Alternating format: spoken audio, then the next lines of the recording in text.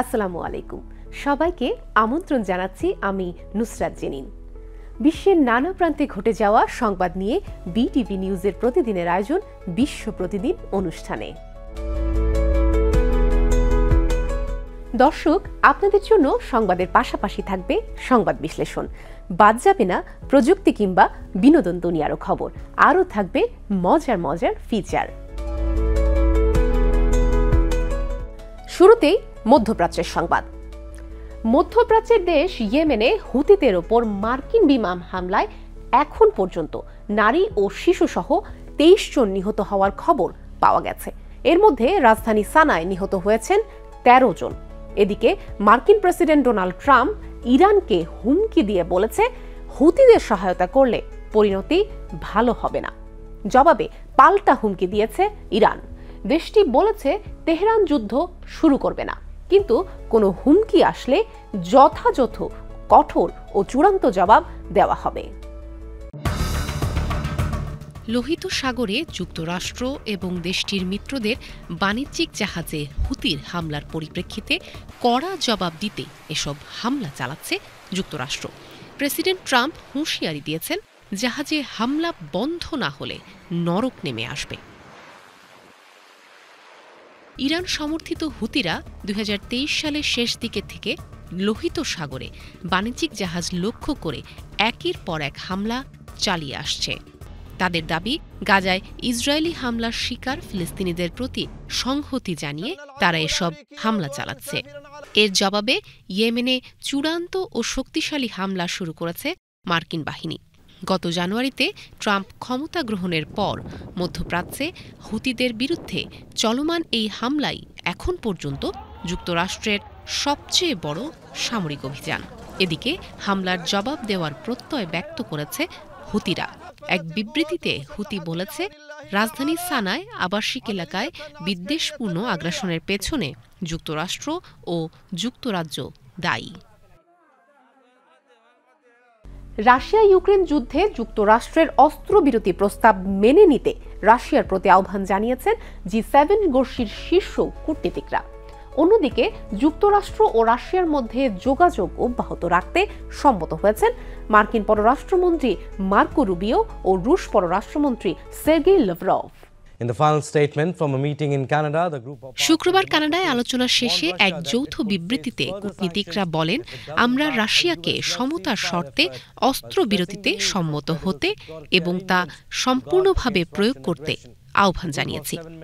যদি এই অস্ত্রবিরতিতে সম্মত না হয়, তাহলে রাশিয়াকে আরও মূল্য দিতে হবে, যার মধ্যে রয়েছে আরও নিষেধাজ্ঞা আরোপ, তেলের মূল্যবৃদ্ধি বন্ধ করা আর ইউক্রেনকে আরও সহায়তা প্রদান এবং অন্যান্য উপায়। শুক্রবার কানাডার পররাষ্ট্রমন্ত্রী মেলানি জোলি বলেন, যুক্তরাষ্ট্রের অস্ত্রবিরতি প্রস্তাব যাতে ইউক্রেনেরও সমর্থন আছে সেটি সম্পর্কে G7 পররাষ্ট্রমন্ত্রীদের সকলেই সম্মত, আর এখন রাশিয়ার জবাব পাওয়ার অপেক্ষায় আছি। একই কথার প্রতিধ্বনি তুলে ব্রিটিশ পররাষ্ট্রমন্ত্রী ডেভিড ল্যামি বলেন, এ ব্যাপারে সবাই একমত যে এখনই সময় কোনো শর্ত ছাড়াই অস্ত্রবিরতির। ইউক্রেন তার অবস্থা স্পষ্ট করেছে, এখন এটা গ্রহণ করা রাশিয়ার উপর নির্ভর করছে। শুক্রবার G7 পররাষ্ট্রমন্ত্রীরা চীন, উত্তর কোরিয়া, ইরান ও রাশিয়ার তরফ থেকে কৌশলগত চ্যালেঞ্জের বিষয়ক একটি অধিবেশনে মিলিত হন। পররাষ্ট্রনীতি বিষয়ক অনেক বিশ্লেষক এবং সামরিক কর্মকর্তারা এই চারটি দেশের পশ্চিমা বিরোধী জোটকে অশান্তির অক্ষ বলে অভিহিত করেন। এদিকে মস্কো জানিয়েছে, গতকাল রোববার মার্কিন পররাষ্ট্রমন্ত্রী মার্কো রুবিও রুশ পররাষ্ট্রমন্ত্রী সের্গেই লাভরভের সাথে ফোন আলাপ হয়েছে। তারা যোগাযোগের পথ খুলে রাখার বিষয়ে সম্মত হয়েছেন। মার্কিন পররাষ্ট্র মুখপাত্র টামি ব্রুস গত শনিবার বলেন, রুবিও ও লাভরভ ইউক্রেন নিয়ে পরবর্তী ধাপের আলোচনা করেছেন। তারা যুক্তরাষ্ট্র ও রাশিয়ার মধ্যে যোগাযোগ পুনরুদ্ধারের জন্য কাজ চালিয়ে যেতে সম্মত হয়েছেন। ভয়েস অব আমেরিকার 1300 জনের বেশি কর্মীকে গতকাল শনিবার থেকে ছুটিতে পাঠানো হয়েছে। এছাড়া যুক্তরাষ্ট্রের আরও 2টি সংবাদ মাধ্যমের তহবিল বাতিল করা হয়েছে। মার্কিন প্রেসিডেন্ট ডোনাল্ড ট্রাম্পের প্রশাসন ভয়েস অব আমেরিকা সহ VOA যুক্তরাষ্ট্রের অর্থায়ন করা আরও কয়েকটি গণমাধ্যমের সাংবাদিকদের ছুটিতে পাঠিয়েছে। দীর্ঘদিন ধরে চলা এসব গণমাধ্যমকে রাশিয়া ও চীনের অপপ্রচার মোকাবিলায় গুরুত্বপূর্ণ বলে বিবেচনা করা হতো। DOA, radio free Asia, radio free Europe সহ অন্যান্য গণমাধ্যমের শত শত কর্মী একটি ইমেল পেয়েছেন, যাতে জানানো হয় যে তারা অফিসে প্রবেশ করতে পারবেন না এবং তাদের প্রেস পাস ও অফিস থেকে পাওয়া সরঞ্জাম জমা দিতে হবে।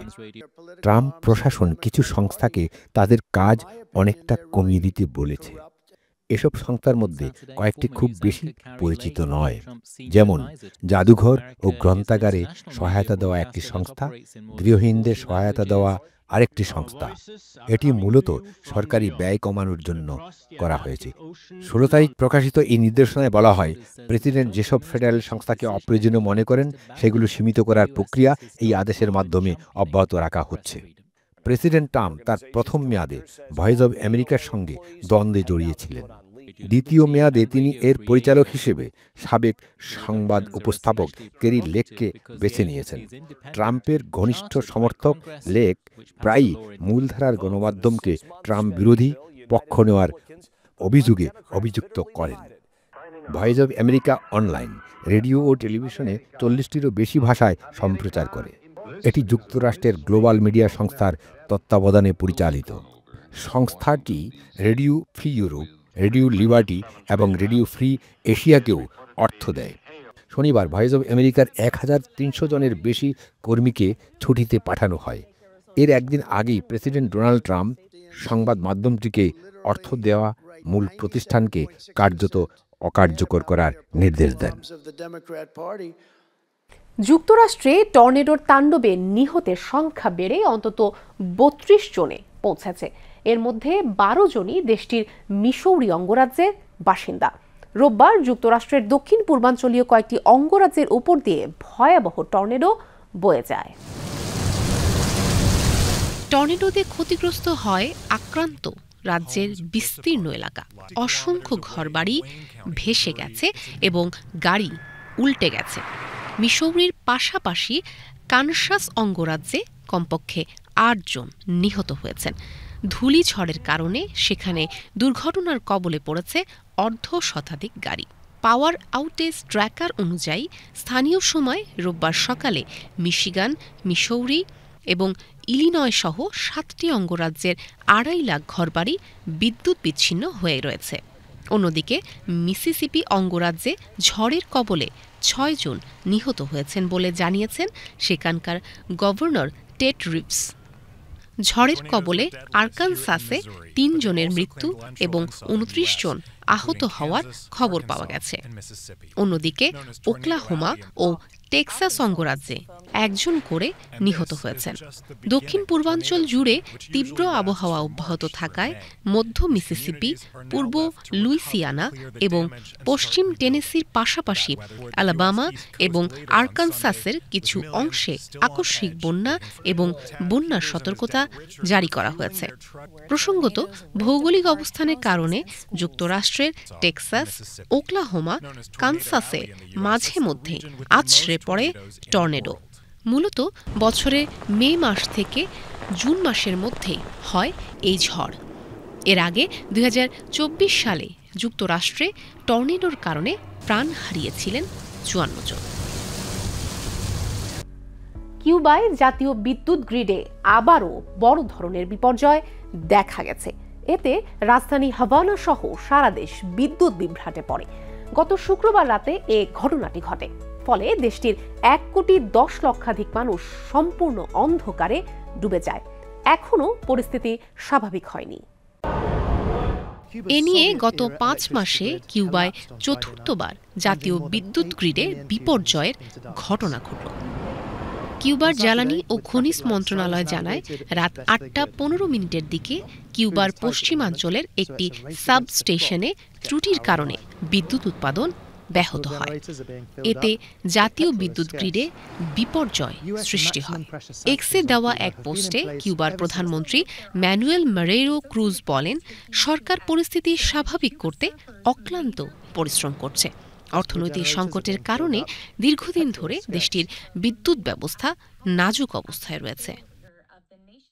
গাজা উপত্যকায় ভঙ্গুর যুদ্ধবিরতির মাঝে গত ২৪ ঘণ্টায় ইসরায়েলি বিমান হামলায় এক শিশুসহ অন্তত ১২ জন ফিলিস্তিনি নিহত হয়েছেন।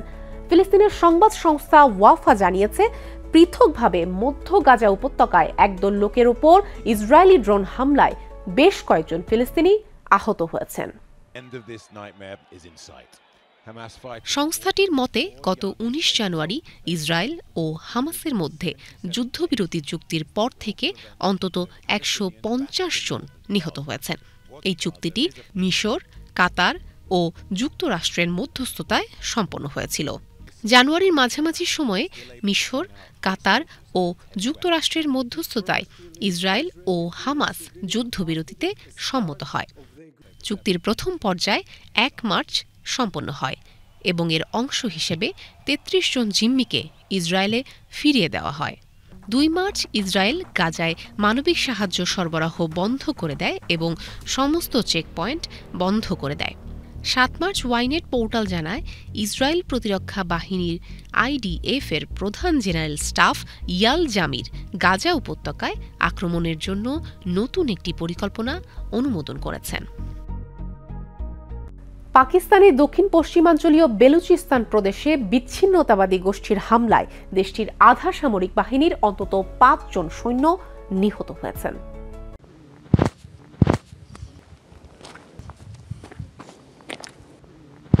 বেলুচিস্তানের স্থানীয় বিচ্ছিন্নতাবাদী গোষ্ঠী বেলুচ লিবারেশন আর্মি BLA রোববার ওই হামলা চালিয়েছে বলে দেশটির সরকারি কর্মকর্তারা জানিয়েছেন।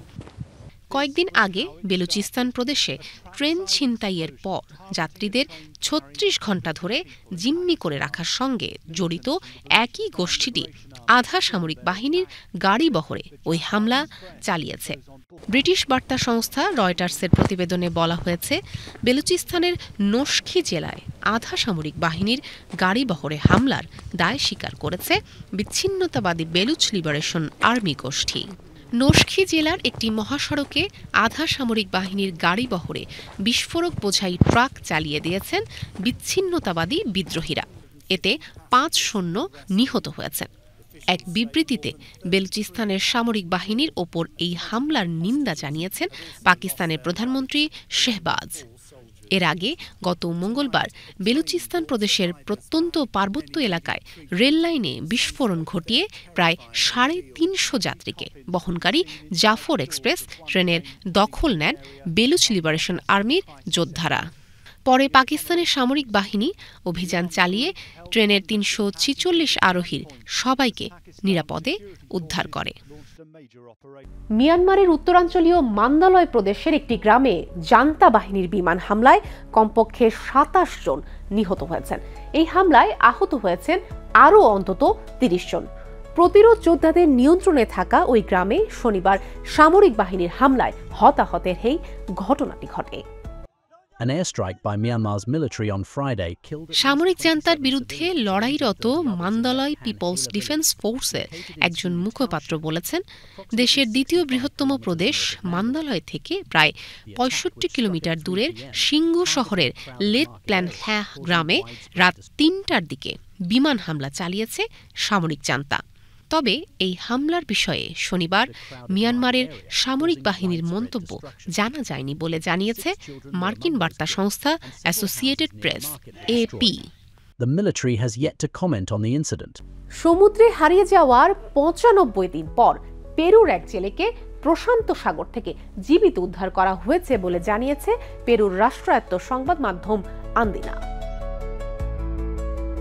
ম্যাক্সিমো নাপা কাস্ত্রো নামে ৬১ বছর বয়সী এই জেলে গত বছরের ৭ ডিসেম্বর উপকূলীয় শহর মার্কোনা থেকে নিজের নৌকা নিয়ে সমুদ্রে যান। তবে ঝোড়ো আবহাওয়ার কারণে তিনি তার পথ ও গন্তব্য হারিয়ে ফেলেন।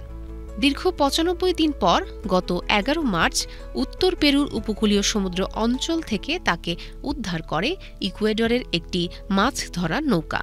ওই সময় তিনি পানি শূন্যতায় ভুগছিলেন এবং তার অবস্থা বেশ খারাপ ছিল। দক্ষিণ পূর্ব ইউরোপের স্থলবেষ্টিত দেশ নর্থ মেসিডোনিয়ায় একটি নাইট ক্লাবে ভয়াবহ অগ্নিকাণ্ডের ঘটনা ঘটেছে।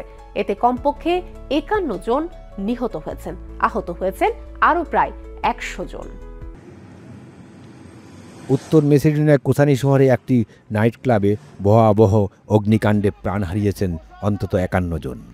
দেশটির কর্তৃপক্ষ জানিয়েছেন, স্থানীয় সময় ১৬ মার্চ রাত আনুমানিক ২:৩০টার দিকে রাজধানী স্কুপিও থেকে প্রায় ১০০ কিলোমিটার পূর্বে অবস্থিত পালস নামের ক্লাবটিতে আগুন লাগে। এ ঘটনায় আহত হয়েছেন আরও শতাধিক মানুষ।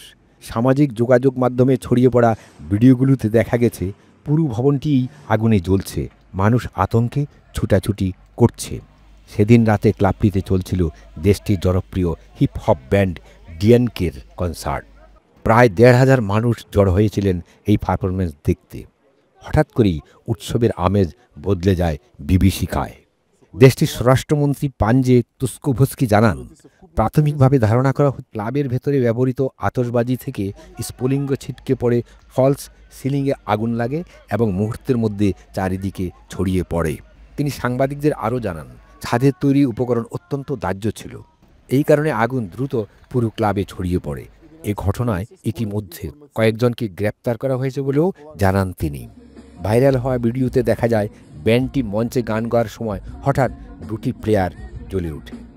এর কিছুক্ষণের মধ্যেই ছাদে আগুন ধরে যায় এবং আগুন দ্রুত পুরো ক্লাবটিকে গ্রাস করে। দেশটির প্রধানমন্ত্রী হিস্টিজান মিকুস্কি ঘটনাটিকে জাতির জন্য এক শোকাবহ দিন বলে উল্লেখ করেন।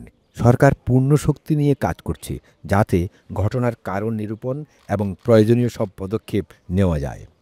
কোসানি শহরের হাসপাতাল জানিয়েছে তারা অন্তত ৯০ জন আহতকে ভর্তি করেছে, যাদের অনেকের শরীরে গুরুতর দগ্ধের ক্ষত রয়েছে। পরে আহতদের মধ্যে বেশ কয়েকজনকে উন্নত চিকিৎসার জন্য রাজধানীর স্কুপিওর হাসপাতালে পাঠানো হয়েছে। স্পেসএক্সের প্রতিষ্ঠাতা ইলন মাস্ক বলেছেন, তাদের বিশাল রকেট স্টারশিপ ২০২৬ সালের শেষের দিকে টেসলার তৈরি হিউম্যানয়েড রোবট অপটিমাস নিয়ে মঙ্গল গ্রহে যাত্রা করবে। ২০২৯ সালের মধ্যেই মঙ্গল গ্রহে মানুষের অবতরণ ঘটতে পারে বলেও অনুমান করেছেন এই ধনকুবের। ইলন মাস্ক এক্স সোশ্যাল নেটওয়ার্কে বলেছেন, আগামী বছরের শেষের দিকে অপটিমাসকে নিয়ে মঙ্গল গ্রহে যাত্রা শুরু করবে স্টারশিপ।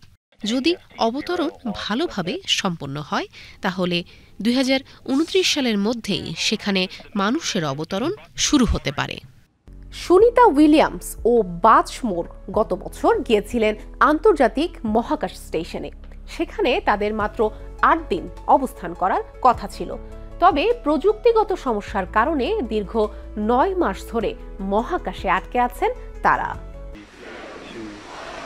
মার্কিন মহাকাশ গবেষণা সংস্থা নাসার ক্রু 10 গত শুক্রবার ফ্লোরিডার কেনেডি মহাকাশ কেন্দ্র থেকে আন্তর্জাতিক মহাকাশ কেন্দ্রের দিকে রওনা দেয়। এটি সেখানে নতুন মহাকাশচারীদের নেওয়ার পাশাপাশি সুনিতা ও বাজমোরকে ফিরিয়ে আনবে। তবে এ দুজন পৃথিবীতে ফিরে আসার পর বেশ কিছু ঝামেলায় পড়তে পারেন। তারা বেশ লম্বা সময় ঠিকমতো হাঁটাচলা করতে পারবেন না হয়তো। জানা গেছে তাদের পায়ের পাতা অনেক নরম হয়ে যাওয়ার সম্ভাবনা রয়েছে, যেটি বেবি ফিট বা শিশুর পা নামে পরিচিত। এছাড়া মহাকাশে থাকলে হাড়ের ঘনত্ব, শরীরের পেশির শক্তি এবং শরীরে রক্ত সঞ্চালনের পরিমাণও কমে যায়।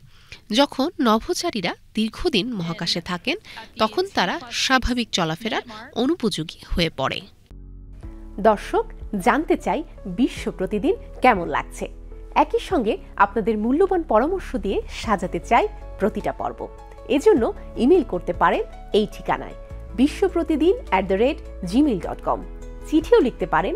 প্রযোজক বিশ্ব প্রতিদিন, বিটিভি নিউজ, টেলিভিশন ভবন, রামপুরা, ঢাকা।